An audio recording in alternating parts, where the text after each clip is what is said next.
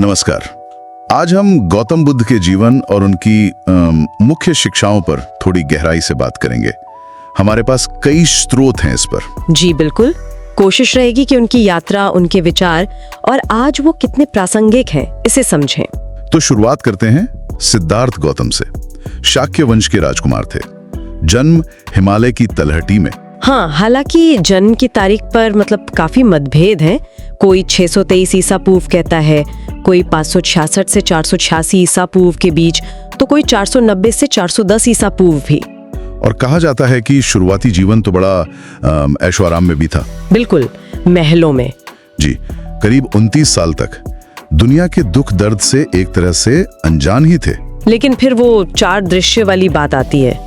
वो क्या था जिसने उन्हें इतना बदल दिया? हाँ, वो एक बूढ़ा व्यक्ति, फिर एक बीमार आदमी, एक शव और अंत में एक शांत तपस्वी।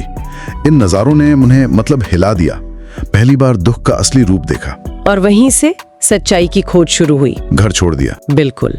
फिर वो निकले ज्ञान की तलाश में। कई शिक्षकों से मिले, जैसे अलारा कलाम और उद्रक रामपुत्र। ध्यान की बारीकियां सीखी। पर उन्हें वो नहीं मिला जो वो खोज रहे थे, है ना? नहीं, संतुष्टि नहीं मिली। उन्हें लगा कि ये रास्ते भी चरम पर हैं। यहीं से वो मध्यम मार्ग का विचार आया। मध्यम मार्ग मतलब न तो बहुत ज्यादा भोग विलास और न ही शरीर को अत्यधिक कष्ट देना। उन्होंने महसूस किया कि सच्चाई इन दोनों के बीच में है। अच्छा, और इसी मार्ग पर चलकर उन्हें बोधगया में ज्ञान प्राप्त हुआ, बोधि वृक्ष के नीचे। हाँ, वहीं ध्यान करते हुए उन्हें बोधि प्राप्त हुई। दुख क्या है, क्यों है, इससे कैसे मुक्त हुआ जा सकता है, सब स्पष्ट हो गया। तभी वो बुद्ध कहलाए। बुद्ध यानी जागृत या ज्ञानी। बोधि का मतलब ही है जानना, जागना। जी, जानना, खिलना, जागना। तो इस ज्ञान में मुख्य बातें क्या थी? 3 ज्ञान की बात भी आती है। देखिए, मुख्य तो 4 आर्य सत्य का ज्ञान था। दुख, उसका कारण, उसका निवारण और निवारण का मार्ग। पूर्व जन्मों का ज्ञान या कर्म पुनर्जन्म की व्यवस्था का ज्ञान। कुछ विद्वान मानते हैं ये शायद बाद में जोड़ा गया हो, पर आर्य सत्य तो केंद्र में थे। हाँ, ये 4 आर्य सत्य, यही तो उनकी शिक्षाओं का आधार हैं। पहला सत्य, पहला, जीवन में दुख है। जन्म, बुढ़ापा, बीमारी, मृत्यु, प्रिय से बिछुड़ना, अप्रिय का मिलना, ये सब दुख है। दूसरा, इस दुख का कारण है। हाँ, दुख का कारण है तृष्णा, मतलब क्रेविंग, इच्छा, और अविद्या यानी अज्ञान, चीजों के असली स्वभाव को न समझना। तीसरा, दुख का अंत संभव है। बिल्कुल, दुख निरोध संभव है, तृष्णा और अविद्या को मिटाकर। और चौथा, इस अंत तक पहुंचने का रास्ता भी है। वही है आर्य अष्टांगिक मार्ग, दुख निरोध गामिनी प्रतिपदा, 8 अंगों वाला मार्ग। ये सिर्फ सिद्धांत नहीं, बल्कि जीने का एक पूरा तरीका है। सम्यक दृष्टि, सम्यक संकल्प, हाँ, सही समझ, सही इरादा, सही वाणी, मतलब झूठ, चुगली, कड़वी बातें ना बोलना। सही कर्म यानी अहिंसा, चोरी ना करना। फिर सही आजीविका, सही प्रयास, सही सजगता या माइंडफुलनेस, सम्यक स्मृति और सही ध्यान, सम्यक समाधि। ये जीवन के हर पहलू को छूता है एक तरह से। बिल्कुल। एक और बहुत ही अनोखा सिद्धांत है अनात्म का, नो सेल्फ। इसका क्या मतलब? वो ये थोड़ा मुश्किल लगता है। हाँ, ये थोड़ा गहरा है। अनात्म का मतलब है कि कोई स्थायी, अपरिवर्तनशील आत्मा या मैं जैसी कोई चीज नहीं है। जिसे हिंदू धर्म में आत्मन या जैन धर्म में जीव कहते हैं, वैसा कुछ स्थायी नहीं है। तो फिर मैं क्या है? जिसे हम मैं समझते हैं, वो असल में 5 चीजों का एक लगातार बदलता हुआ समूह, स्कंध है। हमारा शरीर, रूप, हमारी भावनाएं, वेदना, हमारी पहचान, संज्ञा, हमारी मानसिक आदतें या प्रवृत्तियां, संस्कार और हमारी चेतना, विज्ञान। ये सब लगातार बदल रहे हैं। अगर स्थायी आत्मन रही, तो फिर चीजें आपस में जुड़ी कैसे हैं? यहाँ पर वो प्रतीति समुत्पाद आता है। जी, प्रतीत्य समुत्पाद यानी डिपेंडेंट ओरिजिनेशन। हर चीज किसी दूसरी चीज पर निर्भर होकर उत्पन्न होती है। कुछ भी अपने आप में स्वतंत्र रूप से मौजूद नहीं है। इसके होने से यह होता है। अच्छा, मतलब सब कुछ इंटरकनेक्टेड है। हाँ, एक तरह से कारण कार्य की एक जटिल श्रृंखला। इसी समझ से आसक्ति कम होती है और निर्वाण का रास्ता खुलता है। निर्वाण यानी दुख का पूरी तरह खत्म हो जाना। हाँ, तृष्णा, द्वेष, मोह का पूरी तरह मिट जाना। पुनर्जन्म के चक्र से मुक्ति। बुद्ध ने तो फिर करीब 45 साल तक ये शिक्षाएं दी है ना, हाँ और संघ भी स्थापित किया। जी, भिक्षुओं और भिक्षुणियों का समुदाय। उनके कई प्रमुख शिष्य थे, सारिपुत्र, मोग्गल्लान, आनंद।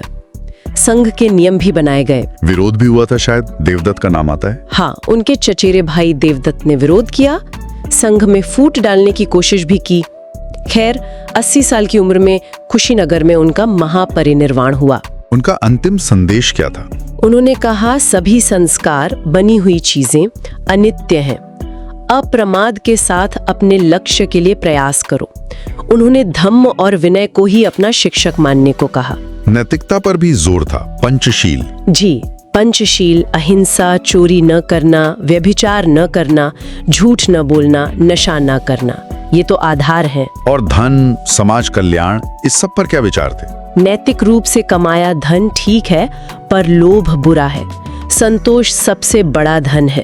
सामाजिक कल्याण के काम जैसे अस्पताल, पार्क बनवाना, इन्हें महत्व दिया गया। पर्यावरण का भी ध्यान था। आत्महत्या को लेकर क्या कहा उन्होंने? उसे व्यर्थ माना, क्योंकि कर्म का फल तो भोगना ही पड़ता है। ये विनाश की इच्छा, विभव तृष्णा से होता है, जो खुद दुख का रूप है। बुद्ध के बाद उनकी शिक्षाओं की अलग अलग व्याख्याएं हुई, थेरवाद और महायान जैसे। हाँ, मुख्य रूप से ये दो धाराएं बनी। थेरवाद ज्यादातर मूल त्रिपिटक पर आधारित है, अरहत, व्यक्तिगत मुक्ति को आदर्श मानता है। और महायान? महायान में नए सूत्र आए। इसमें बोधिसत्व का आदर्श महत्वपूर्ण है, जो खुद निर्वाण पा सकता है पर दूसरों की मुक्ति के लिए संसार में रहता है। महायान में बुद्ध को अक्सर एक तरह से अनादि और दिव्य रूप में भी देखा गया। फिर ये धर्म भारत से बाहर भी फैला। जी, रेशम मार्ग के जरिए मध्य एशिया, चीन, कोरिया, जापान तक पहुंचा। वहां की स्थानीय संस्कृतियों से भी इसका मेलजोल हुआ। जैन, मध्यमक जैसे कई नए स्कूल बने। आज के समय में इतनी सदियों बाद ये शिक्षाएं कितनी प्रासंगिक हैं? बहुत ज्यादा। आज की भाग दौड़, तनाव और असुरक्षा के बीच ध्यान, मेडिटेशन, सजगता, माइंडफुलनेस जैसी बौद्ध तकनीकें मानसिक शांति के लिए बहुत लोकप्रिय हो रही हैं। अनासक्ति का सिद्धांत भी आज के उपभोक्तावाद में राहत दे सकता है। हाँ, ये बात तो है। तो संक्षेप में कहें तो बुद्ध ने दुख की गहरी समझ दी और उससे निकलने का एक प्रैक्टिकल रास्ता दिखाया। बिल्कुल। 4 आर्य सत्य, अष्टांगिक मार्ग, अनात्म, ये खुद को समझने और शांत रहने के शक्तिशाली तरीके हैं। चलिए, श्रोताओं के लिए एक सवाल छोड़ते हैं। अगर बौद्ध दर्शन में कोई स्थायी आत्मा नहीं है, जैसा अनात्मा सिद्धांत कहता है, हाँ, तो फिर ये पुनर्जन्म की अवधारणा कैसे काम करती है? ये किसी आत्मा का एक शरीर से दूसरे में जाना नहीं है, बल्कि कर्म और चेतना की एक प्रक्रिया का, एक प्रवाह का जारी रहना है। तो फिर अलग अलग जीवनों में हमारी व्यक्तिगत जिम्मेदारी का क्या अर्थ हुआ? इस पर सोचने जैसा है। तो आज हम बुद्धमत के जो बुनियादी तस्वुरात हैं, उन पर एक गहरी नजर डाल रहे हैं। हमारे पास देखिए मुख्तलिफ ज़राए हैं। बुद्धा के कुछ अक़वाल हैं, फ़लसफ़े के मज़ामीन और फिर बुद्धमत की अखलाकियात और तारीख़ पर तहरीरें। मकसद बस ये है कि उन सब से अहम बातें निकालकर बुद्धमत की जो कोर आइडियाज़ हैं उन्हें समझा जाए। जी बिल्कुल। और हम ये भी देखेंगे कि बुद्धा की असल तालीमात क्या थी, फिर उनका फलसफा कैसे आगे बढ़ा और आज के दौर में उनकी क्या अहमियत रह जाती है। ये सिर्फ कोई पुरानी तारीख नहीं है, बल्कि ये जहन और जिंदगी को समझने का एक बहुत ही मुनफरिद जाविया फराहम करता है। सही। तो आइए बिल्कुल बुनियाद से शुरू करते हैं। ये जो 4 अजीम सच्चाइयां हैं, 4 नोबल ट्रूथ्स, ज़राए में उनका जिक्र बार बार आता है। ये क्या है, अगर आसान लफ्जों में समझाएं? जी देखिए, पहली सच्चाई तो ये है कि जिंदगी में दुख लाजमी है। दुख यानी दुखा, और ये सिर्फ जिस्मानी दर्द नहीं है। ये एक गहरी बेचैनी, बेइत्मीनानी, एक नामुकम्मल होने का एहसास है। जिंदगी का हिस्सा है ये। अच्छा, तो ये तो हुई पहली सच्चाई। जी। दूसरी सच्चाई बताती है कि इस दुख की वजह क्या है, और वजह है हमारी ख्वाहिशात यानी तृष्णा या टाना, चीजों को पकड़ने की चाहत, उनसे जुड़े रहने की ख्वाहिश, और साथ में लाइल्मी यानी अवध्या, हकीकत से नावाकिफियत। ओह, यानी हम चीजों को असल हालत में नहीं देखते और इसी गलतफहमी की वजह से तकलीफ उठाते हैं। तो फिर तीसरी सच्चाई, वो यकीनन कोई उम्मीद दिलाती होगी। बिल्कुल। तीसरी सच्चाई कहती है कि इस दुख से निजात यानी निरोधा मुमकिन है अगर हम ख्वाहिशात पर काबू पा लें और लाइल्मी को मतलब हकीकत की समझ से बदल दें तो इस बेइत्मीनानी से निकला जा सकता है। और चौथी सच्चाई फिर? वो रास्ता है। जी हाँ, चौथी सच्चाई वो रास्ता बताती है जिस पर चलकर ये निजात हासिल होती है, जिसे आर्च निकाती अजीम रास्ता या नोबल एटफोल्ड पाथ कहते हैं। ज़राए में इसकी काफ़ी तफसील मिलती है। सही समझ, सही नियत, सही गुफ्तार, अमल, रोज़ी, कोशिश, फिर वो माइंडफुलनेस और कंसंट्रेशन। जी, सही जहन साजी और सही अर्तकाज। ये सुनने में तो काफ़ी मुनज़्ज़म लगता है। दरअसल ये दरमियानी रास्ता है, मिडल वे। बुद्धा ने खुद यूं समझे ना तो बहुत ज्यादा ऐशो इशरत में सुकून पाया, ना ही जिस्म को शदीद तकलीफ देने में। तो ये रास्ता इन दोनों इंतहाओं के बीच का है, एक मुतवाजिन अमली जिंदगी गुजारने का तरीका। और इस रास्ते का आखिरी मकसद? इसका हतमी मकसद निर्वाणा हासिल करना है। निर्वाणा का लफ्जी मतलब है बुझ जाना। बुझ जाना किस चीज का? लालच, नफरत और लाइल्मी की आग का। वो आग जो हमें दुख देती है और बार बार जन्म लेने यानी तनासुख, रीबर्थ के चक्कर में फंसाए रखती है। अच्छा, तो ये कर्म और तनासुख का तस्वुर भी आ गया। ये भी तो बहुत मरकजी है ना बुद्ध मत में। मतलब कर्म यानी हमारे आमाल और उनके नतीजे जो सिर्फ इसी जिंदगी नहीं बल्कि आगे भी चलते हैं। जी हाँ, बिल्कुल। कर्म और तनासुख अहम है, लेकिन यहाँ एक बहुत ही आप देखें दिलचस्प और गहरा नुक्ता आता है। वो है अनाता का तस्वुर। अनाता यानी गैर नफ्स, नॉन सेल्फ। बुद्ध मत ये कहता है कि कोई मुस्तकिल, ठोस मैं या कोई लाजवाल रूह नहीं है। वाकई ये तो बहुत बड़ी बात है। जी, जिसे हम खुद समझते हैं वो बस 5 चीजों का एक बदलता हुआ मजमुआ है जिन्हें स्कंधाज कहते हैं। जिस्म, एहसासात, तसव्वुरात, जहनी रुझानात और शूर। ये सब हर लम्हा बदल रहे हैं और हर चीज किसी दूसरी चीज पर मुनहसिर है। इसे डिपेंडेंट ओरिजिनेशन कहते हैं। कुछ भी खुद मुख्तार नहीं है। लेकिन अगर कोई मुस्तकिल मैं या रूह नहीं है तो फिर ये कर्म का फल कौन भोगता है या निर्वाण कौन हासिल करता है? ये तजाद नहीं लगता? ये एक बहुत अच्छा सवाल है। ज़राए बताते हैं कि ये एक तसलसल है। जैसे नदी बहती है, हर लम्हे पानी नया होता है, किनारे बदलते हैं, लेकिन नदी का बहाव को कायम रहता है ना। सही। इसी तरह शऊर का एक तसलसल है जो कर्म के असरात को आगे लेकर चलता है बगैर किसी मुस्तकिल रूह के। ये समझना बुद्ध मत के फलसफे की गहराई है। बहुत खूब। अच्छा, और वक्त के साथ तो फिर इस फलसफे की मुख्तलिफ शाखें भी बन गईं। थेरावाद और महायान, ये 2 नाम बहुत सुनने में आते हैं। इनमें क्या फर्क है? जी, ये 2 बड़ी शाखें हैं। बुनियादी फर्क आदर्श शख्सियत का है। थेरावाद में अरहत का आइडियल है, वो शख्स जो अपनी जाती निजात के लिए कोशिश करता है। अपनी निजात, ठीक है। जबकि महायान में बोधिसत्वा का आइडियल है। बोधिसत्वा वो है जो निर्वाण हासिल करने की पूरी सलाहियत रखता है, लेकिन वो दूसरों की मदद करने के लिए दुनिया में रहता है। वो अहद करता है कि जब तक तमाम मखलूकात निजात ना पालें वो खुद निर्वाण में दाखिल नहीं होगा। ओह, ये तो बहुत बड़ा फर्क है। जी, और महायान में बुद्धा को अक्सर ज्यादा आप कह लें माफौकुल फितरत हैसियत भी दी जाती है और करुणा यानी हमदर्दी पर बहुत ज्यादा जोर है।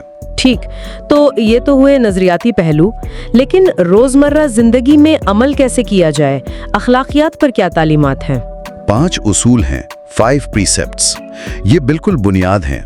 जान ना लेना, चोरी ना करना, जिनसी बेराह रवि से बचना, झूठ ना बोलना और नशा आवर चीजों से परहेज करना। ये तो काफी बुनियादी अखलाकियात लगती हैं। जी, ये एक बुनियादी ज़ाब्ता है, लेकिन इससे बढ़कर बुद्ध मत में हमदर्दी यानी कंपैशन और अदम तशद्दुद, अहिंसा पर गैर मामूली जोर है। ज़राए में बुद्धा का एक बहुत मशहूर कौल भी मिलता है कि कुछ बोलने से पहले अपने अल्फाज को 3 दरवाजों से गुजारो। 3 दरवाजे? वो कौन से? पहला, क्या ये सच है? दूसरा, क्या ये जरूरी है? और तीसरा, क्या ये मेहरबान है? वाह, क्या ये सच है? क्या ये जरूरी है? क्या ये मेहरबान है? ये तो आज के दौर में भी सोशल मीडिया के जमाने में बहुत ही अहम बात है। बिल्कुल। एक और दिलचस्प बात जो जराए से सामने आई वो ये थी कि बुद्धा की असल तालीमात क्या थीं, ये वसूख से कहना मुश्किल है, क्योंकि वो तो सदियों तक सिर्फ जुबानी तौर पर सीना बसीना मुंतकिल होती रहीं। हाँ, ये एक चैलेंज तो है। तहरीर में आने से पहले तकरीबन 3 सदियां गुजर गईं। इसीलिए जो इब्तिदाई पाली मतून हैं, पाली निकायज, उन्हें तारीखी तौर पर ज्यादा मुस्तनद और असल तालीमात के करीब समझा जाता है। और एक और अहम बात, बुद्ध मत में ईमान या सद्दा का जो तसव्वुर है वो अंधा यकीन नहीं है। अच्छा जी, इसे तनकीदी नजर से जांचने और जाती तजुर्बे, जिसे दस्सन मूलिका कहते हैं, यानी खुद देखकर इस पर मबनी होना चाहिए। जैसा कि एक कौल है, सुकून कल्ब पैदा करो तो रूह बोलेगी। मतलब अंदरूनी खामोशी और गौर व फिक्र से ही सच्चाई समझ में आती है। तो अगर हम सारी बात को समेटें तो बुद्ध मत बुनियादी तौर पर जहन को तरबियत देने, दुख की हकीकत को समझने और फिर लालच और लाइल्मी से आज़ादी का एक रास्ता फराहम करता है। निर्वाण, 8 निकाती रास्ता, करम, अनाता यानी गैर नफ्स और हमदर्दी, ये सब इसके किलीदी तसव्वुरात हैं। बिल्कुल सही कहा आपने। और ये हजारों साल पुरानी तालीमात आज भी खास तौर पर माइंडफुलनेस, अंदरूनी सुकून की तलाश और एक बामकसद जिंदगी गुजारने के हवाले से बहुत मुताल्लिका हैं। एक आखिरी बात सोचने के लिए छोड़ जाते हैं सामीईन के लिए। बुद्धिमत का ये नजरिया कि दर्द तो नागुज़ीर है लेकिन तकलीफ इख्तियारी है, pain is inevitable, suffering is optional, ये ख्याल आज की इस तेज रफ्तार भागदौड़ वाली जिंदगी में हमारे लिए क्या मायने रखता है, इस पर गौर किया जा सकता है।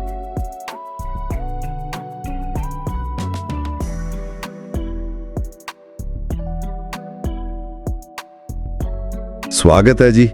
ਅੱਜ ਆਪਾਂ ਬੁੱਧ ਧਰਮ ਦੇ ਜਿਹੜੇ ਬੁਨਿਆਦੀ ਵਿਚਾਰ ਨੇ ਉਹਨਾਂ ਦੇ ਥੋੜੀ ਗੱਲਬਾਤ ਕਰਾਂਗੇ ਤੇ ਨਾਲੇ ਇਹ ਵੀ ਦੇਖਾਂਗੇ ਕਿ ਅੱਜ ਦੇ ਸਮੇਂ ਵਿੱਚ ਇਹਨਾਂ ਦੀ ਕੀ ਅਹਿਮੀਅਤ ਹੈ, ਕਿਵੇਂ ਇਹ ਸਾਡੇ ਨਾਲ ਜੁੜਦੇ ਨੇ। ਹਾਂਜੀ, ਸਾਡੇ ਕੋਲ ਦੇਖੋ ਕਈ ਸਰੋਤ ਨੇ, ਬੁੱਧ ਦੇ ਆਪਣੇ ਕਥਨ ਵੀ ਨੇ, ਕੁਝ ਵਿਸ਼ਵਕੋਸ਼ ਦੇ ਹਿੱਸੇ ਤੇ ਹੋਰ ਲੇਖ ਵੀ। ਮਕਸਦ ਬਸ ਇਹੀ ਹੈ ਕਿ ਬੁੱਧ ਦੀਆਂ ਜਿਹੜੀਆਂ ਮੁੱਖ ਸਿੱਖਿਆਵਾਂ ਨੇ ਤੇ ਉਹਨਾਂ ਦਾ ਇਤਿਹਾਸਿਕ ਪਿਛੋਕੜ ਕੀ ਸੀ, ਉਸ ਨੂੰ ਥੋੜਾ ਸਮਝੀਏ। चलो फिर शुरू करिए। हाँ जी बिल्कुल। ये चर्चा वैसे दिलचस्प भी बहुत है क्योंकि कई बार ना जिहड़ा इतिहासिक बुद्ध सी ते जिहड़ियां व्याख्यावां बाद विच आईयां उन्हां विच फर्क करना थोड़ा मुश्किल हो जाता है। अच्छा। क्योंकि शुरू विच तां सारियां सिक्ख्यावां मतलब पीढ़ी दर पीढ़ी जुबानी ही चलदियां रहियां। हाँ, लिखती रूप तो बाद च आया। बिल्कुल। पर खैर इतिहासिक सच्चाई भावें जो भी होवे, इन्हां कहानियां, इन्हां बिरतांतां दी असल अहमियत तां इस गल 'च है कि ਇਹ बुद्ध ਦੇ ਜਿਹੜੇ ਮੂਲ ਵਿਚਾਰ ਨੇ, ਜਿਹੜੀਆਂ ਕਦਰਾਂ ਕੀਮਤਾਂ ਨੇ, ਉਹਨਾਂ ਨੂੰ ਸਾਡੇ ਤੱਕ ਪਹੁੰਚਾਉਂਦੀਆਂ ਨੇ। ਇਹ ਗੱਲ ਤਾਂ ਸਮਝ ਆਉਂਦੀ ਹੈ। ਅੱਛਾ, ਜੇ ਮੁੱਖ ਮੁੱਦੇ ਦੀ ਗੱਲ ਕਰੀਏ ਤਾਂ ਬੁੱਧ ਨੇ ਜਿਹੜਾ ਕੇਂਦਰੀ ਮਸਲਾ ਦੇਖਿਆ ਉਹ ਸੀ ਦੁੱਖ, ਹੈ ਨਾ? ਹਾਂਜੀ, ਦੁੱਖ। ਤੇ ਇਸੇ ਲਈ ਉਹਨਾਂ ਨੇ ਉਹ 4 ਮਹਾਨ ਸੱਚ ਦੱਸੇ। ਪਹਿਲਾ ਕਿ ਜੀਵਨ ਵਿੱਚ ਦੁੱਖ ਹੈ, ਦੂਜਾ ਉਸ ਦੁੱਖ ਦਾ ਕੋਈ ਕਾਰਨ ਹੈ, ਬਿਲਕੁਲ, ਤੀਜਾ ਕਿ ਇਸ ਦੁੱਖ ਦਾ ਅੰਤ ਹੋ ਸਕਦਾ ਹੈ, ਇਹ ਖਤਮ ਹੋ ਸਕਦਾ ਹੈ, ਹਾਂਜੀ, ਤੇ ਚੌਥਾ ਉਸ ਅੰਤ ਤੱਕ ਪਹੁੰਚਣ ਦਾ ਇੱਕ ਰਾਹ ਵੀ ਹੈ। ਹਾਂਜੀ, ਇੱਕ ਕਹਾਵਤ ਜਿਹੀ ਵੀ ਹੈ, ਦਰਦ ਤਾਂ ਹੋਣੀ ਹੈ ਪਰ ਦੁੱਖ ਚੱਲਣਾ ਸਾਡੀ ਮਰਜ਼ੀ ਹੈ। ਮੈਨੂੰ ਲੱਗਦਾ ਹੈ ਇਹ ਇਸੇ ਪਾਸੇ ਇਸ਼ਾਰਾ ਕਰਦੀ ਹੈ। ਸਹੀ ਗੱਲ ਹੈ। ਦਰਅਸਲ ਜਿਹੜਾ ਦੁੱਖ ਦਾ ਮੂਲ ਕਾਰਨ ਦੱਸਿਆ ਗਿਆ ਹੈ ਉਹ 2 ਚੀਜ਼ਾਂ ਨੇ। ਇੱਕ ਹੈ ਤ੍ਰਿਸ਼ਨਾ यानी कामना, लालसा, ते दूजी है अविद्या यानी अज्ञानता, भुलेखा। अच्छा, तृष्णा ते अविद्या। हाँ, ये तृष्णा किसी भी चीज दी हो सकती है, कोई सुख भोगण दी या बस इस दुनिया च बने रहन दी या कई बार तां ना होंद दी भी, मतलब खत्म हो जाण दी इच्छा भी हो सकती है। ते इत्थे ना एक बहुत अहम सिद्धांत है, प्रतीत या समुत्पाद यानी निर्भर उत्पत्ति। निर्भर उत्पत्ति एक ही है, करदी है ते ਉਹਨਾਂ ਦੇ ਨਾਲ ਹੀ ਪੈਦਾ ਹੁੰਦੀ ਹੈ ਜਾਂ ਵਾਪਰਦੀ ਹੈ। ਜਿਵੇਂ ਬੀਜ ਤੋਂ ਪੌਦਾ ਬਣਨ ਲਈ ਮਿੱਟੀ, ਪਾਣੀ, ਧੁੱਪ ਸਭ ਕੁਝ ਚਾਹੀਦਾ ਹੈ ਨਾ? ਹਾਂ, ਠੀਕ ਹੈ। ਇਸੇ ਤਰ੍ਹਾਂ ਸਾਡੀ ਸਮਝ ਵੀ ਹੈ, ਉਹ ਸਾਡੀਆਂ ਭਾਵਨਾਵਾਂ ਨਾਲ ਜੁੜੀ ਹੋਈ ਹੈ। ਇੱਕ ਕਥਨ ਹੈ, ਜੋ ਮਹਿਸੂਸ ਹੁੰਦਾ ਹੈ ਉਹੀ ਸਮਝਿਆ ਜਾਂਦਾ ਹੈ। मतलब ਸਾਡੀਆਂ ਭਾਵਨਾਵਾਂ ਸਾਡੀ ਸਮਝ ਨੂੰ ਰੰਗ ਦਿੰਦੀਆਂ ਨੇ। ਅੱਛਾ, ਤਾਂ ਜੇ ਕਾਰਨ ਤ੍ਰਿਸ਼ਨਾ ਤੇ ਅਵਿਦਿਆ ਨੇ ਤੇ ਹਰ ਚੀਜ਼ ਨਿਰਭਰ ਹੈ ਤਾਂ ਫਿਰ ਰਾਹ ਕੀ ਹੈ ਇਸ ਦੁੱਖ ਤੋਂ ਨਿਕਲਣ ਦਾ? ਰਾਹ ਹੈ ਅਸ਼ਟਾਂਗ ਮਾਰਗ, मतलब 8 ਅੰਗਾਂ ਵਾਲਾ ਰਾਹ। ਅਸ਼ਟਾਂਗ ਮਾਰਗ? ਹਾਂ, ਸੁਣਿਆ ਹੈ। ਇਸ ਦੇ 8 ਹਿੱਸੇ ਨੇ। ਹਾਂਜੀ। ਇਸ ਨੂੰ ਆਪਾਂ ਮੋٹے ਤੌਰ ਤੇ 3 ਹਿੱਸਿਆਂ 'ਚ ਵੰਡ ਸਕਦੇ ਹਾਂ। ਪਹਿਲਾ ਹੈ ਸਹੀ ਬੁੱਧੀ, ਜਿਸ ਵਿੱਚ ਸਹੀ ਸਮਝ ਤੇ ਸਹੀ ਇਰਾਦਾ ਆ ਜਾਂਦਾ ਹੈ। ਠੀਕ ਹੈ। ਦੂਜਾ ਹੈ ਸਹੀ ਨੈਤਿਕ ਆਚਰਣ, ਮਤਲਬ ਸਹੀ ਬੋਲਣਾ, ਸਹੀ ਕੰਮ ਕਰਨੇ ਤੇ ਸਹੀ ਤਰੀਕੇ ਨਾਲ ਰੋਜ਼ੀ ਰੋਟੀ ਕਮਾਉਣੀ। ਹਾਂਜੀ। ਇਸ ਵਿੱਚ ਆਂਦੀ ਹੈ ਸਹੀ ਕੋਸ਼ਿਸ਼, ਸਹੀ ਸਿਮਰਤੀ ਯਾਨੀ ਮਾਈਂਡਫੁਲਨੈਸ ਤੇ ਸਹੀ ਇਕਾਗਰਤਾ। ਵਾਹ, ਇਹ ਤਾਂ ਜੀਵਨ ਜਿਉਣ ਦਾ ਪੂਰਾ ਨਕਸ਼ਾ ਲੱਗਦਾ ਹੈ। ਬੋਲਣ ਬਾਰੇ ਵੀ ਇੱਕ ਬੜੀ ਵਧੀਆ ਸਲਾਹ ਹੈ, ਉਹ 3 ਦਰਵਾਜ਼ਿਆਂ ਵਾਲੀ। ਹਾਂ, ਉਹ ਬਹੁਤ ਮਸ਼ਹੂਰ ਹੈ। ਕਿ ਬੋਲਣ ਤੋਂ ਪਹਿਲਾਂ ਸੋਚੋ ਕਿ ਇਹ ਸੱਚ ਹੈ, ਕਿ ਇਹ ਜ਼ਰੂਰੀ ਹੈ ਤੇ ਕੀ ਇਹ ਦਿਆਲਤਾ ਭਰਿਆ ਹੈ। ਬਿਲਕੁਲ। ਤੇ ਨਾਲ ਹੀ ਉਹ 5 ਸ਼ੀਲ ਵੀ ਨੇ। ਹਿੰਸਾ ਨਾ ਕਰਨੀ, ਚੋਰੀ ਨਾ ਕਰਨੀ, ਜਿਨਸੀ ਗਲਤ ਕੰਮ ਨਾ ਕਰਨੇ, ਝੂਠ ਨਾ ਬੋਲਣਾ ਤੇ ਨਸ਼ਿਆਂ ਤੋਂ ਦੂਰ ਰਹਿਣਾ। ਇਹ ਤਾਂ ਰੋਜ਼ਾਨਾ ਜ਼ਿੰਦਗੀ ਲਈ ਨੈਤਿਕ ਨੀਂਹ ਵਾਂਗ ਨੇ। ਹਾਂਜੀ, ਇਹ ਬੁਨਿਆਦੀ ਨੈਤਿਕ ਨਿਯਮ ਨੇ। ਸੋ ਇਹ ਤਾਂ ਹੋ ਗਿਆ ਰਾਹ, ਨਕਸ਼ਾ। ਪਰ ਇਸ ਦੀ ਮੰਜ਼ਿਲ ਕੀ ਹੈ? ਕਿੱਥੇ ਪਹੁੰਚਣਾ ਹੈ ਇਸ ਰਾਹ ਤੇ ਚੱਲ ਕੇ? ਮੰਜ਼ਿਲ ਹੈ ਨਿਰਵਾਣ। ਨਿਰਵਾਣ? ਹਾਂ, ਇਸ ਦਾ ਸ਼ਾਬਦਿਕ ਅਰਥ ਹੁੰਦਾ ਹੈ ਬੁੱਝ ਜਾਣਾ। ਬੁੱਝ ਜਾਣਾ? ਕਿਸ ਚੀਜ਼ ਦਾ? ਜਿਹੜੀ ਸਾਡੇ ਅੰਦਰ ਲਾਲਚ, ਨਫ਼ਰਤ ਤੇ ਪਰਮ ਦੀ ਅੱਗ ਬਲ ਰਹੀ ਹੈ, ਉਸ ਦਾ ਸ਼ਾਂਤ ਹੋ ਜਾਣਾ, ਉਸ ਦਾ ਬੁੱਝ ਜਾਣਾ। ਇਹ ਸਿਰਫ ਖਤਮ ਹੋਣਾ ਨਹੀਂ, ਇਹ ਦੁੱਖ ਦੀ ਪੂਰੀ ਤਰ੍ਹਾਂ ਸਮਾਪਤੀ ਹੈ। ਇੱਕ ਪਰਮ ਸ਼ਾਂਤੀ ਤੇ ਮੁਕਤੀ ਦੀ ਅਵਸਥਾ ਹੈ। ਅੱਛਾ, ਸਮਝ ਗਿਆ। ਤੇ ਇਸ ਸਾਰੇ ਸਫ਼ਰ ਨੂੰ ਨਾ ਕਰਮ ਤੇ ਪੁਨਰ ਜਨਮ ਦੇ ਸਿਧਾਂਤਾਂ ਨਾਲ ਵੀ ਜੋੜਿਆ ਜਾਂਦਾ ਹੈ। ਮਤਲਬ ਸਾਡੇ ਕੰਮ, ਸਾਡੇ ਕਰਮ, ਸਾਡੇ ਭਵਿੱਖ ਦੇ ਹਾਲਾਤ ਤੈਅ ਕਰਦੇ ਨੇ। ਹਾਂ, ਕਰਮ ਦਾ ਫਲ। ਹਾਂ, ਜਿਸ ਕਰਕੇ ਇਹ ਜਨਮ ਮਰਨ ਦਾ ਚੱਕਰ ਚੱਲਦਾ ਰਹਿੰਦਾ ਹੈ। ਹਾਲਾਂਕਿ ਇਹ ਵੀ ਦੱਸਣਾ ਜ਼ਰੂਰੀ ਹੈ ਕਿ ਕੁਝ ਆਧੁਨਿਕ ਬੋਧੀ, ਖਾਸ ਕਰਕੇ ਪੂਰਬੀ ਏਸ਼ੀਆ ਦੇ, ਪੁਨਰ ਜਨਮ ਦੀ ਧਾਰਨਾ ਨੂੰ ਇੰਨਾ ਸ਼ਾਬਦਿਕ ਅਰਥਾਂ ਵਿੱਚ ਸ਼ਾਇਦ ਨਾ ਲੈਂਦੇ ਹੋਣ। ਅੱਛਾ, ਇਹ ਵੀ ਇੱਕ ਪੱਖ ਹੈ। ਤੇ ਇਸੇ ਸੰਦਰਭ ਵਿੱਚ ਇੱਕ ਹੋਰ ਬਹੁਤ ਮਹੱਤਵਪੂਰਨ ਵਿਚਾਰ ਹੈ ਅਨਾਤਮ, ਯਾਨੀ ਅਨੰਤ ਜਾਂ ਆਤਮਾ ਰਹਿਤ ਹੋਣਾ। ਅਨਾਤਮਾ ਮਤਲਬ ਮੈਂ ਦਾ ਨਾ ਹੋਣਾ? ਹਾਂ, ਬਿਲਕੁਲ। ਇਸ ਦਾ ਮਤਲਬ ਹੈ ਕਿ ਕੋਈ ਸਥਾਈ, ਨਾ ਬਦਲਣ ਵਾਲਾ ਮੈਂ ਜਾਂ ਆਤਮਾ ਨਹੀਂ ਹੈ। ਜਿਸ ਨੂੰ ਅਸੀਂ ਮੈਂ ਸਮਝਦੇ ਹਾਂ, ਉਹ ਅਸਲ ਵਿੱਚ 5 ਬਦਲਦੇ ਹੋਏ ਤੱਤਾਂ, ਜਿਨ੍ਹਾਂ ਨੂੰ ਸਕੰਧਾ ਕਹਿੰਦੇ ਨੇ, ਉਹਨਾਂ ਦਾ ਇੱਕ ਜੋੜ ਹੈ ਜੋ ਲਗਾਤਾਰ ਬਦਲ ਰਿਹਾ ਹੈ। ਇਹ ਤਾਂ ਕਾਫੀ ਗਹਿਰਾ ਵਿਚਾਰ ਹੈ। ਮਤਲਬ ਜੇ ਕੋਈ ਪੱਕਾ ਮੈਂ ਹੈ ਹੀ ਨਹੀਂ ਤਾਂ ਫਿਰ ਦੁੱਖ ਕਿਸ ਨੂੰ ਹੁੰਦਾ ਹੈ? ਬਿਲਕੁਲ, ਇਹੀ ਤਾਂ ਗੱਲ ਹੈ। ਜਦੋਂ ਇਹ ਸਮਝ ਆ ਜਾਵੇ ਕਿ ਇਹ ਮੈਂ ਦੀ ਪੱਕੀ ਭਾਵਨਾ ਇੱਕ ਭੁਲੇਖਾ ਹੈ, ਤਾਂ ਦੁੱਖ ਦੀ ਜੜ ਕਮਜ਼ੋਰ ਹੋ ਜਾਂਦੀ ਹੈ। ਵਾਹ। ਅੱਛਾ, ਸਮੇਂ ਦੇ ਨਾਲ ਤਾਂ ਫਿਰ ਇਸ ਮੂਲ ਧਰਮ ਵਿੱਚੋਂ ਕਈ ਸ਼ਾਖਾਵਾਂ ਵੀ ਨਿਕਲੀਆਂ ਹੋਣਗੀਆਂ, ਹੈ ਨਾ? ਹਾਂਜੀ, ਬਹੁਤ ਸਾਰੀਆਂ। ਮੁੱਖ ਤੌਰ ਤੇ ਜਿਵੇਂ ਥੇਰਵਾਦ ਹੈ, ਜਿਸ ਨੂੰ ਪਹਿਲਾਂ ਹੀਨਯਾਨ ਵੀ ਕਿਹਾ ਜਾਂਦਾ ਸੀ। ਇਹ ਜ਼ਿਆਦਾਤਰ ਮੂਲ ਸਿੱਖਿਆਵਾਂ ਤੇ ਜ਼ੋਰ ਦਿੰਦੇ ਨੇ ਤੇ ਇਹਨਾਂ ਦਾ ਆਦਰਸ਼ ਹੈ ਅਰਹਤ ਬਣਨਾ, ਯਾਨੀ ਖੁਦ ਮੁਕਤੀ ਹਾਸਿਲ ਕਰਨਾ। ਠੀਕ, ਥੇਰਵਾਦ। ਫਿਰ ਹੈ ਮਹਾਯਾਨ। ਇਹ ਬੁੱਧ ਨੂੰ ਇੱਕ ਤਰ੍ਹਾਂ ਨਾਲ ਵਧੇਰੇ ਮਹਾਨ, ਲਗਭਗ ਦੇਵੀ ਰੂਪ ਵਿੱਚ ਦੇਖਦੇ ਨੇ। ਇਹਨਾਂ ਦਾ ਆਦਰਸ਼ ਹੈ ਬੋਧਿਸੱਤਵ। ਬੋਧਿਸੱਤਵ ਉਹ ਕੌਣ ਹੁੰਦਾ? ਬੋਧਿਸੱਤਵ ਉਹ ਹੈ ਜੋ ਖੁਦ ਨਿਰਵਾਣ ਪ੍ਰਾਪਤ ਕਰਨ ਦੇ ਸਮਰੱਥ ਹੋਣ ਦੇ ਬਾਵਜੂਦ ਉਦੋਂ ਤੱਕ ਸੰਸਾਰ ਵਿੱਚ ਰਹਿਣ ਦਾ ਪ੍ਰਣ ਕਰਦਾ ਹੈ ਜਦੋਂ ਤੱਕ ਸਾਰੇ ਜੀਵ ਮੁਕਤ ਨਹੀਂ ਹੋ ਜਾਂਦੇ। ਉਹ ਇਹ ਤਾਂ ਬਹੁਤ ਵੱਡੀ ਗੱਲ ਹੈ। ਹਾਂਜੀ, ਤੇ ਮਹਾਯਾਨ ਵਿੱਚ ਸ਼ੂਨਯਤਾ ਯਾਨੀ ਖਾਲੀਪਣ ਦੇ ਸਿਧਾਂਤ ਤੇ ਬਹੁਤ ਜ਼ੋਰ ਹੈ। ਇਸ ਦਾ ਮਤਲਬ ਇਹ ਨਹੀਂ ਕਿ ਕੁਝ ਹੈ ਹੀ ਨਹੀਂ, ਸਗੋਂ ਇਹ ਕਿ ਕਿਸੇ ਵੀ ਚੀਜ਼ ਦਾ ਆਪਣਾ ਕੋਈ ਸੁਤੰਤਰ, ਸਥਾਈ ਸਵੈ ਭਾਵ ਨਹੀਂ ਹੈ। ਸਭ ਕੁਝ ਨਿਰਪਰ ਹੈ, ਖਾਲੀ ਹੈ। ਤੇ ਹੋਰ ਵੀ ਨੇ? ਹਾਂ, ਫਿਰ ਵਜਰਯਾਨ ਹੈ, ਜਿਸ ਨੂੰ ਤਾਂਤਰਿਕ ਬੁੱਧ ਧਰਮ ਵੀ ਕਹਿੰਦੇ ਨੇ, ਤੇ ਜ਼ੈਨ ਬੁੱਧ ਧਰਮ ਹੈ ਜੋ ਖਾਸ ਤੌਰ ਤੇ ਧਿਆਨ ਤੇ ਬਹੁਤ ਜ਼ੋਰ ਦਿੰਦਾ ਹੈ। ਇੰਜ ਲੱਗਦਾ ਜਿਵੇਂ ਇੱਕੋ ਪਹਾੜ ਦੀ ਚੋਟੀ ਤੇ ਪਹੁੰਚਣ ਦੇ ਕਈ ਵੱਖ-ਵੱਖ ਰਸਤੇ ਹੋਣ। ਬਿਲਕੁਲ ਬਿਲਕੁਲ, ਇਹੀ ਗੱਲ ਹੈ। ਵੱਖ-ਵੱਖ ਪਰੰਪਰਾਵਾਂ, ਪਰ ਮੰਜ਼ਿਲ ਸ਼ਾਇਦ ਇੱਕੋ। ਅੱਛਾ, ਗਿਆਨ ਕਿਵੇਂ ਪ੍ਰਾਪਤ ਹੋਵੇ, ਇਸ ਬਾਰੇ ਬੁੱਧ ਦਾ ਕੀ ਵਿਚਾਰ ਸੀ? ਕਿ ਸਿਰਫ ਮੰਨ ਲੈਣਾ ਸੀ ਜਾਂ? ਨਹੀਂ, ਬੁੱਧ ਦਾ ਤਰੀਕਾ ਬੜਾ ਅਮਲੀ ਸੀ, ਬੜਾ ਵਿਗਿਆਨਿਕ ਜਿਹਾ। ਉਹਨਾਂ ਨੇ ਕਾਲਾਮਾਂ ਨੂੰ ਇੱਕ ਬੜੀ ਮਸ਼ਹੂਰ ਸਲਾਹ ਦਿੱਤੀ ਸੀ। ਹਾਂ, ਕਾਲਾਮ ਸੂਤਰ। ਹਾਂਜੀ, ਕਿ ਸਿਰਫ ਇਸ ਲਈ ਕਿਸੇ ਗੱਲ ਤੇ ਯਕੀਨ ਨਾ ਕਰੋ ਕਿਉਂਕਿ ਉਹ ਕਿਸੇ ਕਿਤਾਬ 'ਚ ਲਿਖੀ ਹੈ ਜਾਂ ਤੁਹਾਡੇ ਗੁਰੂ ਨੇ ਕਹੀ ਹੈ ਜਾਂ ਪਰੰਪਰਾ ਤੋਂ ਚੱਲੀ ਆ ਰਹੀ ਹੈ। ਫਿਰ ਸਗੋਂ ਖੁਦ ਪਰਖੋ, ਆਪਣੇ ਤਜਰਬੇ ਨਾਲ ਜਾਂਚੋ।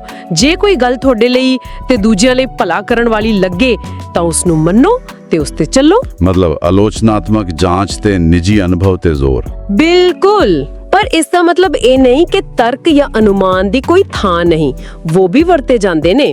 ਪਰ ਹਾਂ, ਸ਼ਰਧਾ ਜਿਹੜੀ ਹੈ ਉਹ ਸ਼ੁਰੂਆਤ ਹੋ ਸਕਦੀ ਹੈ, ਇੱਕ ਸਾਧਨ ਹੋ ਸਕਦੀ ਹੈ, ਪਰ ਅੰਤ ਨਹੀਂ। ਅਸਲ ਗਿਆਨ ਤਾਂ ਉਦੋਂ ਹੁੰਦਾ ਹੈ ਜਦੋਂ ਮਨ ਸ਼ਾਂਤ ਹੋ ਕੇ ਭਾਵਨਾਵਾਂ ਤੇ ਗਲਤ ਵਿਚਾਰਾਂ ਦੇ ਪਰਦਿਆਂ ਤੋਂ ਪਾਰ ਹਕੀਕਤ ਨੂੰ ਸਿੱਧਾ ਦੇਖਣ ਲੱਗ ਪੈਂਦਾ ਹੈ। ਬੁੱਧ ਤੇ ਜਿਹੜੇ ਮੁਕਤ ਜੀਵ ਨੇ ਉਹ ਸਿੱਧਾ ਦੇਖਦੇ ਨੇ। ਠੀਕ ਹੈ, ਤਾਂ ਜੇ ਆਪਾਂ ਸਾਰੀ ਗੱਲ ਦਾ ਇੱਕ ਨਿਚੋੜ ਕੱਢਣਾ ਹੋਵੇ ਤਾਂ ਕੀ ਕਵਾਂਗੇ? ਵੇਖੋ, ਬੁੱਧ ਧਰਮ ਇੱਕ ਤਰ੍ਹਾਂ ਨਾਲ ਇੱਕ ਮਾਰਗ ਹੈ। ਹਾਂ, ਦੁੱਖ ਨੂੰ ਸਮਝਣ ਦਾ ਤੇ ਉਸ ਤੋਂ ਪਾਰ ਜਾਣ ਦਾ। ਤੇ ਇਸ ਦੇ 3 ਮੁੱਖ ਥੰਮ ਨੇ। ਪਹਿਲਾ, ਨੈਤਿਕ ਆਚਰਣ ਯਾਨੀ ਸ਼ੀਲ। ਦੂਜਾ, ਮਾਨਸਿਕ ਅਨੁਸ਼ਾਸਨ ਯਾਨੀ ਸਮਾਧੀ ਜਾਂ ਧਿਆਨ। ਤੇ ਤੀਜਾ ਬੁੱਧੀ ਜਾਂ ਸਹੀ ਸਮਝ ਯਾਨੀ ਪ੍ਰਗਿਆ। ਇਸ ਵਿੱਚ ਹਕੀਕਤ ਨੂੰ ਉਸਦੇ ਅਸਲ ਰੂਪ ਵਿੱਚ ਸਮਝਣਾ ਸ਼ਾਮਲ ਹੈ ਕਿ ਸਭ ਕੁਝ ਅਨਿੱਤ ਹੈ, ਬਦਲ ਰਿਹਾ ਹੈ, ਸਭ ਕੁਝ ਦੁੱਖ ਹੈ, ਮਤਲਬ ਅਸੰਤੋਖਜਨਕ ਹੈ, ਤੇ ਸਭ ਕੁਝ ਅਨਾਤਮਾ ਹੈ, ਆਤਮਾ ਰਹਿਤ ਹੈ। ਨੈਤਿਕਤਾ, ਧਿਆਨ ਤੇ ਬੁੱਧੀ। ਹਾਂਜੀ, ਇਹ ਤਿੰਨੋਂ ਮਿਲ ਕੇ ਮੁਕਤੀ ਦਾ ਰਾਹ ਬਣਦੇ ਨੇ। ਤੇ ਇਸ ਧਰਮ ਦੀ ਖਾਸੀਅਤ ਕੀ ਰਹੀ ਹੈ ਇਤਿਹਾਸ ਵਿੱਚ? ਤਾਂ ਹੈ ਇਹ ਵੱਖ-ਵੱਖ ਸੱਭਿਆਚਾਰਾਂ ਵਿੱਚ ਗਿਆ ਤੇ ਉੱਥੋਂ ਦੇ ਰੰਗ ਵਿੱਚ ਰੰਗਿਆ ਗਿਆ। ਹਾਂ, ਇਹ ਤਾਂ ਹੈ। ਅਸ਼ੋਕ ਦੇ ਸਮੇਂ ਤੋਂ ਲੈ ਕੇ ਅੱਜ ਤੱਕ ਜਦੋਂ ਲੋਕ ਪ੍ਰਵਾਸ ਕਰਕੇ ਦੁਨੀਆ ਭਰ 'ਚ ਗਏ ਨੇ, ਇਹ ਵਿਚਾਰ ਫੈਲਦੇ ਰਹੇ ਨੇ। ਤੇ ਦੂਜੀ ਵੱਡੀ ਗੱਲ ਹੈ ਇਸ ਦਾ ਅੰਦਰੂਨੀ ਬਦਲਾਅ ਤੇ ਜ਼ੋਰ ਦੇਣਾ। ਅੰਦਰੂਨੀ ਬਦਲਾਅ? ਹਾਂ, ਮਤਲਬ ਬਾਹਰੀ ਹਾਲਾਤ ਬਦਲਣ ਦੀ ਬਜਾਏ ਆਪਣੇ ਮਨ ਨੂੰ ਬਦਲਣਾ, ਆਪਣੀ ਸੋਚ ਨੂੰ ਬਦਲਣਾ। ਤੇ ਖਾਸ ਕਰਕੇ ਜਿਹੜਾ ਮਾਈਂਡਫੁਲਨੈਸ ਯਾਨੀ ਪਲ-ਪਲ ਵਿੱਚ ਜਾਗਰੂਕ ਰਹਿਣ ਤੇ ਜ਼ੋਰ ਹੈ, ਉਹ ਤਾਂ ਅੱਜ ਦੀ ਭੱਜ ਦੌੜ ਵਾਲੀ ਜ਼ਿੰਦਗੀ ਵਿੱਚ ਸ਼ਾਇਦ ਪਹਿਲਾਂ ਨਾਲੋਂ ਵੀ ਜ਼ਿਆਦਾ ਮਹੱਤਵਪੂਰਨ ਹੋ ਗਿਆ ਹੈ। ਹਾਂ, ਇਹ ਤਾਂ ਬਿਲਕੁਲ ਸਹੀ ਗੱਲ ਹੈ। ਅੱਛਾ, ਜਾਂਦੇ ਨਾ ਇੱਕ ਸਵਾਲ ਮੇਰੇ ਮਨ 'ਚ ਆ ਰਿਹਾ ਹੈ, ਜਿਹੜਾ ਸ਼ੂਨਯਤਾ ਦੀ ਗੱਲ ਹੋਈ ਸੀ। ਹਾਂਜੀ, ਕਿਹਾ ਗਿਆ ਕਿ ਇਸ ਦਾ ਮਤਲਬ ਨਾਸ਼ਵਾਨਤਾ ਜਾਂ ਕੁਝ ਨਾ ਹੋਣਾ ਨਹੀਂ, ਸਗੋਂ ਸੰਭਾਵਨਾ ਹੈ। ਜਿਵੇਂ ਖਾਲੀ ਥਾਂ ਵਿੱਚ ਹੀ ਕੁਝ ਰੱਖਿਆ ਜਾ ਸਕਦਾ ਹੈ ਜਾਂ ਕੁਝ ਬਣਾਇਆ ਜਾ ਸਕਦਾ ਹੈ। ਤਾਂ ਕੀ ਇਹ ਖਾਲੀਪਣ, ਇਹ ਸ਼ੂਨਯਤਾ ਅਸਲ ਵਿੱਚ ਸੰਭਾਵਨਾਵਾਂ ਨਾਲ ਭਰਪੂਰ ਹੈ? ਤੇ ਕੀ ਸਾਡੀ ਧਾਰਨਾ, ਜਿਵੇਂ ਅਸੀਂ ਚੀਜ਼ਾਂ ਨੂੰ ਦੇਖਦੇ ਹਾਂ, ਸਾਡੀ ਸੋਚ, ਕੀ ਉਹ ਸੱਚਮੁੱਚ ਸਾਡੀ ਹਕੀਕਤ ਨੂੰ ਬਣਾਉਂਦੀ ਹੈ, ਜਿਵੇਂ ਕੁਝ ਸਰੋਤ ਇਸ਼ਾਰਾ ਕਰਦੇ ਨੇ? ਇਹ ਸਵਾਲ ਬਹੁਤ ਡੂੰਘਾ ਹੈ ਤੇ ਸੱਚਮੁੱਚ ਹੋਰ ਵਿਚਾਰਨ ਵਾਲਾ ਹੈ। ਹਾਂ, ਸ਼ਾਇਦ ਇਸ ਦਾ ਜਵਾਬ ਕਿਤਾਬਾਂ ਵਿੱਚ ਘੱਟ ਤੇ ਆਪਣੇ ਅਨੁਭਵ ਵਿੱਚ ਵੱਧ ਮਿਲੇ। ਸ਼ਾਇਦ ਧਿਆਨ ਦਾ ਅਭਿਆਸ ਕਰਕੇ ਜਾਂ ਬਸ ਆਪਣੇ ਰੋਜ਼ਾਨਾ ਦੇ ਵਿਚਾਰਾਂ ਤੇ ਕੰਮਾਂ ਵੱਲ ਥੋੜਾ ਹੋਰ ਧਿਆਨ ਦੇ ਕੇ ਦੇਖਣਾ ਕਿ ਸਾਡੇ ਵਿਚਾਰ ਸਾਡੇ ਅਨੁਭਵ ਨੂੰ, ਸਾਡੀ ਦੁਨੀਆ ਨੂੰ ਕਿਵੇਂ ਰੰਗਦੇ ਨੇ। ਇਹ ਖੋਜ ਤਾਂ ਮੇਰੇ ਖਿਆਲ 'ਚ ਹਰ ਕਿਸੇ ਲਈ ਜਾਰੀ ਰੱਖਣ ਯੋਗ ਹੈ।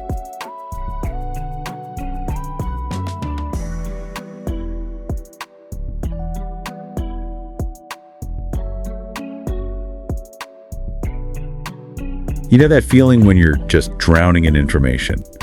All the world's problems, even your own stuff. It just feels like too much sometimes. Yeah, like you're trying to find something clear, something solid in all that noise. Exactly. And you want that clarity, but without getting totally bogged down. Well, that's pretty much what we're aiming for in this deep dive. And this isn't some generic overview. We've gone through all those sources you shared on Buddhist ethics, all the related concepts. Yeah, quite a mix, wasn't it? Wikipedia stuff, history, philosophy, even that Reddit thread. Right, a real spectrum. So the idea here is to pull out the really key things, the most intriguing bits for you. Why? Our mission basically is to get a handle on the core ethics of Buddhism, where they came from, the historical side, and how people look at them today, critiques included, without the overwhelm. Sounds good. Ready to jump in? Let's do it. Where better to start than with the founder, Siddhartha Gautama, the Buddha? Absolutely. Born, they think, around 563 BCE, give or take, in Lumbini. Came from a really privileged background, a prince. But he figured out pretty quickly that all the wealth and comfort, well, it didn't actually bring lasting happiness, did it? No, it didn't. And that realization set him off on this pretty intense 6-year search for truth. Exploring all the philosophies and practices around at the time. Exactly. And that journey led him to his awakening, which is literally what Buddha means, right? To know or to awaken. And a huge part of that awakening was discovering the middle way. Yes. He tried extreme self-denial. You know, that famous image of the really emaciated ascetic Buddha. Yeah, I've seen that. He realized that wasn't the answer. But neither was just giving in to every sensual desire. The middle way is this this balance. A path between those two extremes, Yeah. aimed at liberation from suffering. Precisely. And that understanding became the bedrock of his teaching, which he laid out in the Four Noble Truths. Ah, yes, fundamental stuff. The first one is the truth of suffering, dukkha.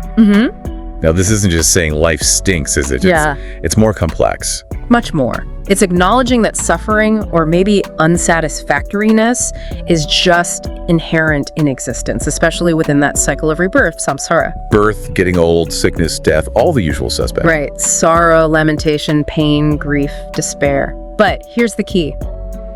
Recognizing it isn't being pessimistic. It's not about just accepting it and being miserable. It's more like diagnosing the problem. Exactly. You have to see it clearly before you can do anything about it. It's step one to actually overcoming it. Okay, that makes sense. So, step 2 then. The second truth, the origin of suffering, samudaya. Where does it come from? Well, the Buddha pinpointed it. Craving, desire, attachment. The Pali word is tanha. Kanna. Yeah. It's this thirst, this craving that springs from ignorance, from not really understanding how things are. But crucially, not all desire is bad. There's also chanda. Chanda. How's that different? Chanda is more like a wise desire, a positive aspiration, like the desire to follow the path, the desire to help others. That's actually necessary. Tana is the clinging, grasping kind, rooted in misunderstanding. So it's not about squashing every single wish or want we have. Not at all. It's about understanding the nature of the desire. Is it skillful? Is it leading towards liberation or more entanglement? Think about advertising constantly telling you you need more. That's feeding tanha. Right, okay. So that leads to the third truth, the cessation of suffering, nirodha, the good news part. Yes, the hope. Suffering can end, but cessation can sound a bit final, like switching off a light. Yeah, like nothingness, annihilation. And that's a common misunderstanding. It's not about ceasing to exist. It's about the cessation of that craving, that tanha. When the craving stops, the suffering stops. So it's more like the delusion lifts, you see your true nature. That's a great way to put it. It's revealing something already there by getting rid of the obscurations, like the clear sky behind the clouds, as the analogy goes. It's a positive transformation, not just stopping. Got it. Clearing away, not becoming a void. Which brings us to number 4, the path to the cessation of suffering, magga, The practical bit, the how-to. the Noble Eightfold Path. Exactly. This is the roadmap. 8 interconnected elements. Right view, right intention, right speech, Right action, right livelihood, right effort. right mindfulness, and right concentration. All working together. It's quite a list. Can we maybe unpack one or two just briefly? Like right effort. Sure. Right effort is really about actively working with your mind. It involves 4 things. Preventing unwholesome states from arising, getting rid of unwholesome states that have arisen, Oh, cultivating wholesome states that haven't arisen yet, and then maintaining and developing the wholesome states that are already there. It's continuous mental gardening, you could say. I like that analogy. What about right mindfulness? That's talked about a lot these days. It is. In this context, it's about developing a specific kind of awareness. Focusing attention intentionally on 4 foundations. The body, often looking at its components or impermanence. Feelings, seeing their pleasant, unpleasant, or neutral nature and how they arise and pass. The mind itself, observing thoughts and states as transient. And finally, phenomena or dharmas, understanding their underlying nature, like the absence of a fixed self. So really paying close attention to experience moment by moment without getting carried away. Precisely. And all these parts of the path, they all lead towards the ultimate goal you mentioned earlier, nirvana. Right, nirvana, another big concept, liberation. Liberation, yes. Freedom from samsara, that cycle of rebirth and suffering. It's the end goal. But again, people sometimes think it means just poof, gone, non-existence. Which doesn't sound very appealing, Frank. Exactly. And thinkers like Buddhaghosa argued strongly against that. He said, look, nirvana is something real, something you can apprehend through practice, through virtue, concentration, wisdom. If it was just nothingness, why bother with the path? Good point. The whole journey would be meaningless. Right. Some texts even hint at it being a kind of consciousness, but one beyond our normal conditioned experience. Non-manifestive consciousness is one term used. Anidasana vijnana. It's complex, debated, but definitely not just oblivion. Okay, liberation, not annihilation. So these are the big ideas. How do they actually play out in terms of, ethics, day-to-day living. Great question. That's where things like karma come in very strongly. Karma. We hear that word all the time. What's the core idea? Karma literally just means action. But in this context, it's about the principle that actions, physical, verbal, mental, have consequences. They create ripples. Cause and effect. Basically, yes. Yeah. Wholesome actions tend to lead to positive results, happiness, better states of being, while unwholesome actions lead towards suffering. And often this is linked to the idea of rebirth. Your actions in this life influence future lives. But is belief in rebirth essential? Your sources mention some differing views. That's right. While it's a traditional part of the framework for many Buddhists, especially in Theravada, some schools, particularly in East Asia, and definitely some modern thinkers, argue that the ethical system stands on its own. You can practice the ethics, aim to reduce suffering, cultivate compassion, even without literal rebirth belief. Interesting. So the ethics can still resonate. What are the core ethical guidelines then for lay people, not monks or nuns? The foundation is usually the 5 precepts. These are basic commitments. Okay, what are they? To refrain from 1, taking life, 2, taking what is not given, so stealing, 3, sexual misconduct, 4, false speech, lying, and 5, intoxicants that cloud the mind and lead to heedlessness. Pretty clear principles, though I guess sexual misconduct could be interpreted differently. It can be. Generally, it's understood as avoiding sexual acts that cause harm, things like rape, adultery, exploitation. The specifics can depend a bit on cultural context and relational commitments. For monastics, of course, it's a vow of celibacy. Right. And beyond the 5 precepts, you mentioned 10 bases of meritorious action. Yes, the Dasa Punya Kirya Vatu. These expand on ways to cultivate merit, or good karma.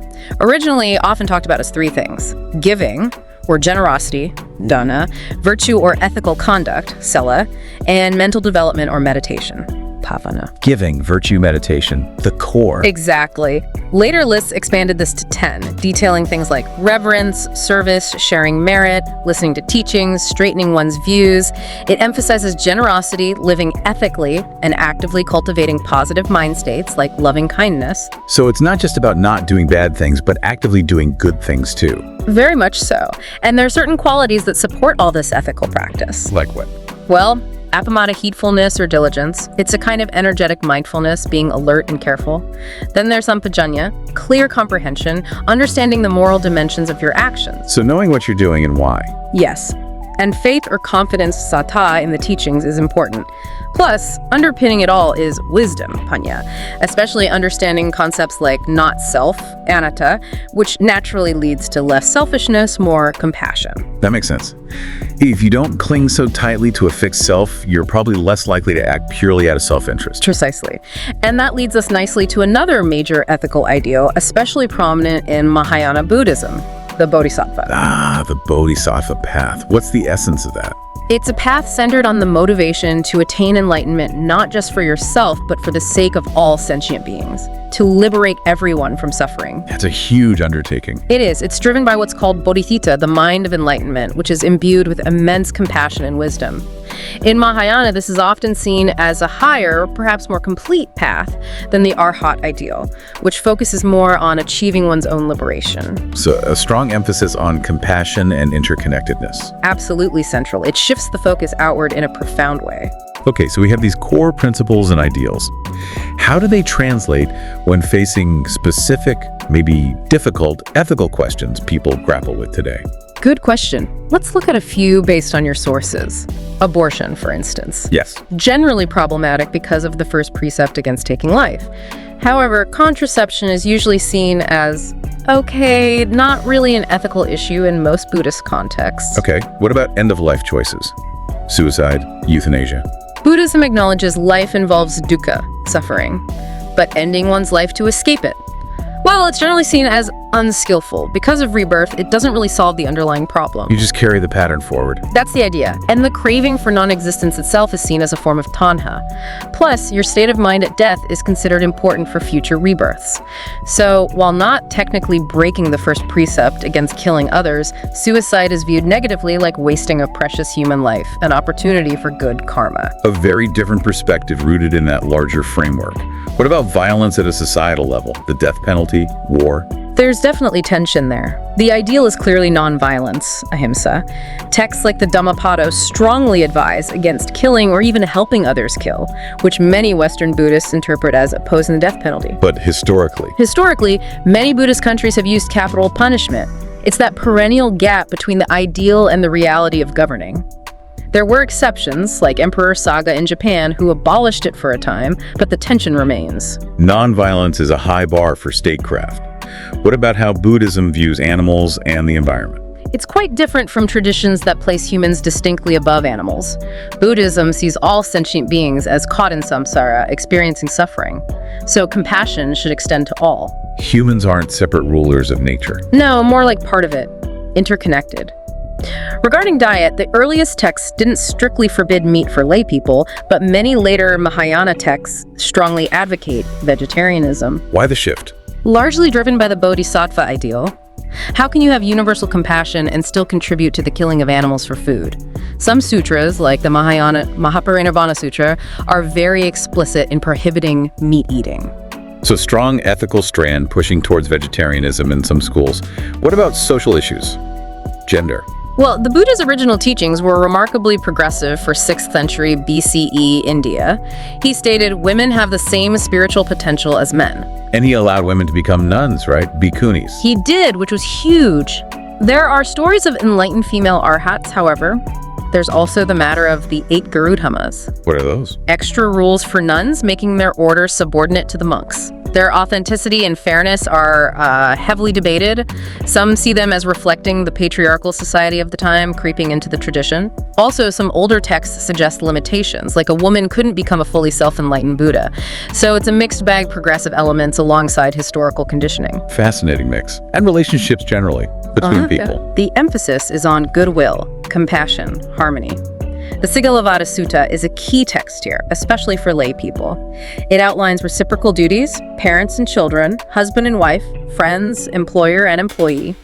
Mutual respect and support are key. And sexuality beyond the misconduct precept. For lay people, it's about conduct that avoids harm, as we mentioned. For monks and nuns in virtually all traditions, it's celibacy.